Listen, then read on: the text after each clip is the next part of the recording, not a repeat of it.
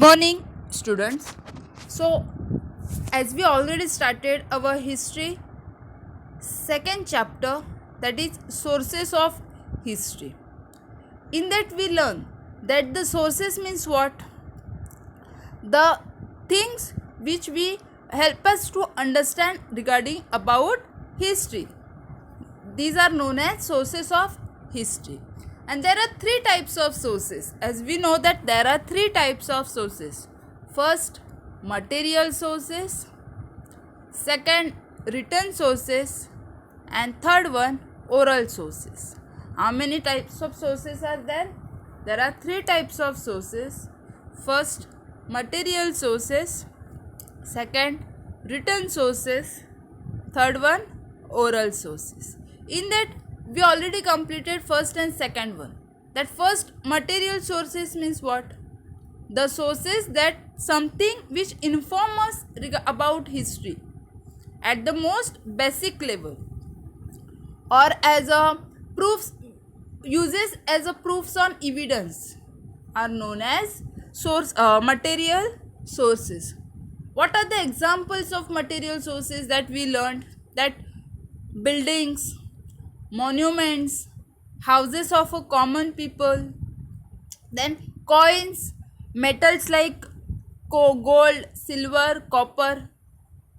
So the coins, copper plates, these all are the examples of material sources that we already learned.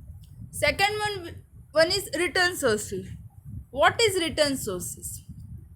Written sources are the sources which are available in a written form. What is the meaning of written sources? Written sources are the sources which are available in a written form. In any language, in the script.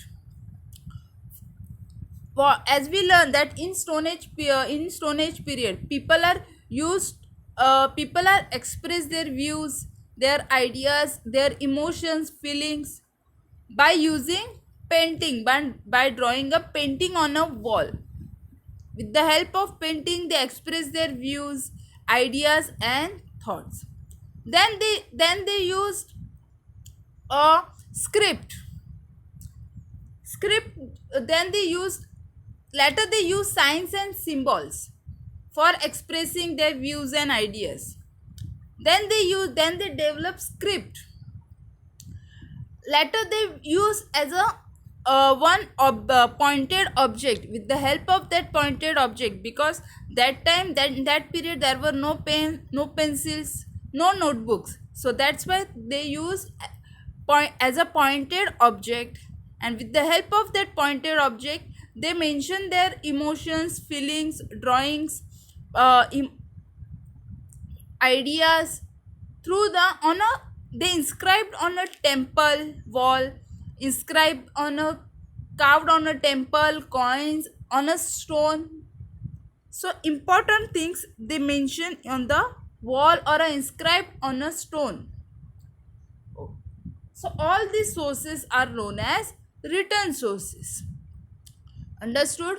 Now third one, let us understand what is oral sources. Oral sources means what? Orally means information which is passed by word of mouth only, not in a written form.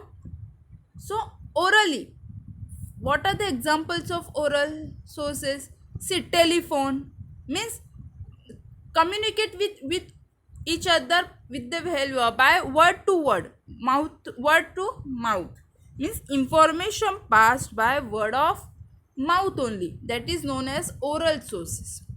See, ovis, folk songs, folk tales, and similar literature is passed on from generation to generation by word of mouth only. That means, as I told you, that information which is passed by word of mouth.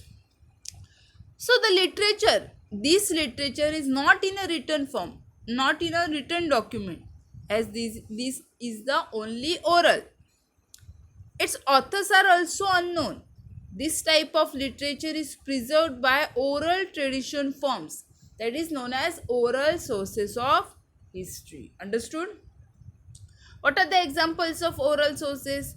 OVs, folk songs, folk tales, literature. This literature is not available in a written form. So all these sources are known as oral sources of history. All of you understood first? All of you understood these three types of sources: material, written, and oral sources. All of you understood? Anyone have any doubt in these three types of sources? Again, I'll repeat. Material sources means something which inform us about history at the most basic level. For example, forts, any types of forts, buildings, monuments, houses of common people, coins, copper plates.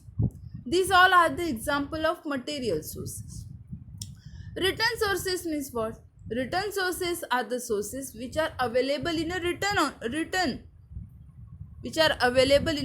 form, are known as written sources of history in any language, any script. Then we learn about oral sources. Means oral sources means information which is passed by word of mouth. For example, OVs, folk songs, folk tales, literature which is passed one generation to another generation by word of mouth only. This literature is not available in a written form. So that's why these sources are known as oral sources of history. All of you understood these three types of sources? See, let's see the examples. See this chart. Sources of ancient Indian history. Material sources. Here they give the different examples of these sources. First, let us understand material sources. Rock paintings, pottery, beads, ornaments, sculptures, pillars, coins, weapons. These all are the example of material sources. Then written sources, inscriptions on Harappan seals means which were available in a written form. Vedic literature, then manuscript copies of Mahabharata and Ramayana, Jain and Buddhist literature, writings of a Greek historian Travelogers of a Chinese travelers means in that time the travelers who came to India, they mention their traveling details. So they use this written travel in their. They mention their traveling details in a Travelogers accounts. So these were also the example of written sources. Books on a grammar, Puranas and inscriptions. Understood the examples of written sources? Now let us understand oral sources. The Vedic, Buddhist and Jain literature of ancient India was preserved by oral tradition. Means so it is now available in a written form. Now it is available in a written form, but later first in the beginning it's used as a oral sources. Even so, the oral tradition is still alive. When oral compositions are used for history writing, they are included in a oral sources. Understood? Hope all of you understood about material, written and oral sources. Now let's move further. Next is sources of ancient Indian history. So the ancient period, in that time Indian history extends from Stone Age to the 18th century.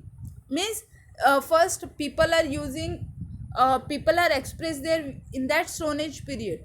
People are using these sources as a express their ideas on through paintings. So we learn about Stone Age period of Indian history. We know in Stone Age period how people express their views and ideas.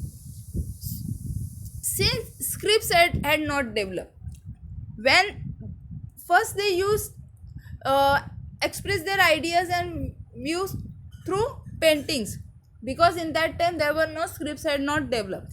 After scripts developed, they used as a signs and symbols.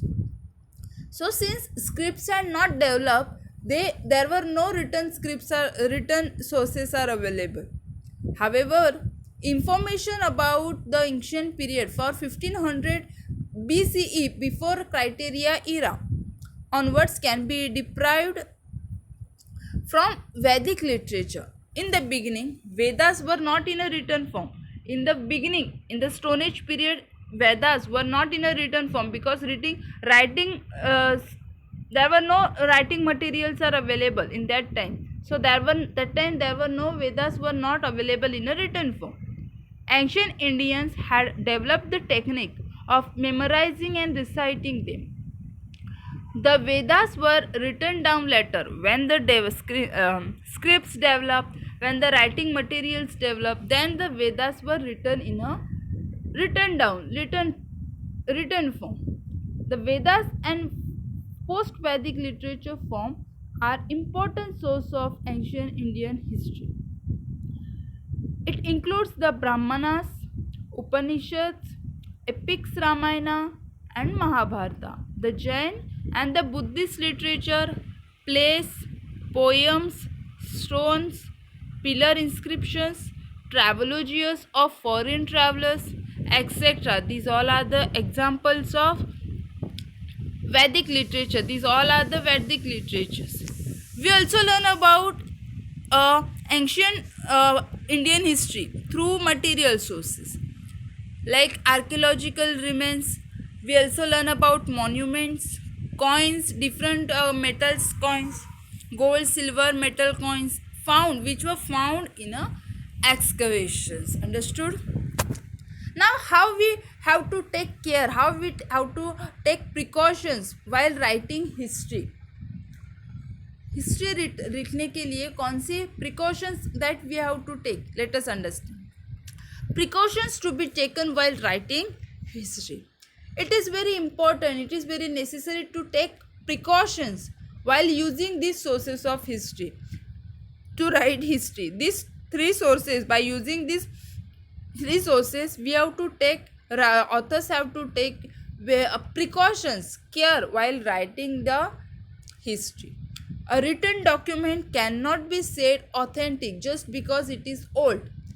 पुराना है इसलिए उसको authentic है. No, that it needs to be examined critically to be who wrote it. That we know, we have a information about who wrote this history, their background, the conclusions drawn on the basis the genuine document. When we took the conclusions, when we know the author of that book, or if the history is, the document is genuine or a fake, if we draw the conclusion, then only we draw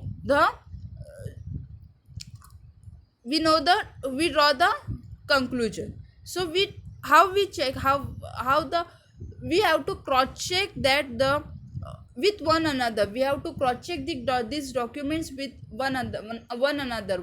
Why? Because we have to draw the conclusion whether these documents are fake or a genuine. Such critical analysis,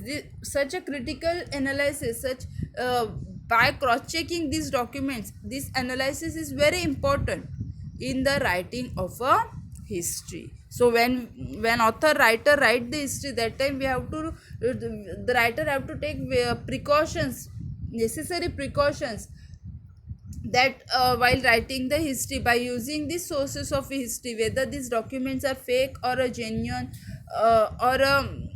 we have to cross check with one another. This analysis is very important while writing the history. All of you understood? Here we completed the lesson. In this lesson, what we learned about the three sources of history: material sources, written sources and oral sources. All of you understood these three types of sources? Oral sources means what? Which the information which is passed by word of mouth only. Written sources which are available in a written form, and material sources which helps to inform us regarding history. These all the three sources are very important while writing the history, and by using these sources of history we can come to know about the history. With these sources are very important. All of you understood this lesson? Okay.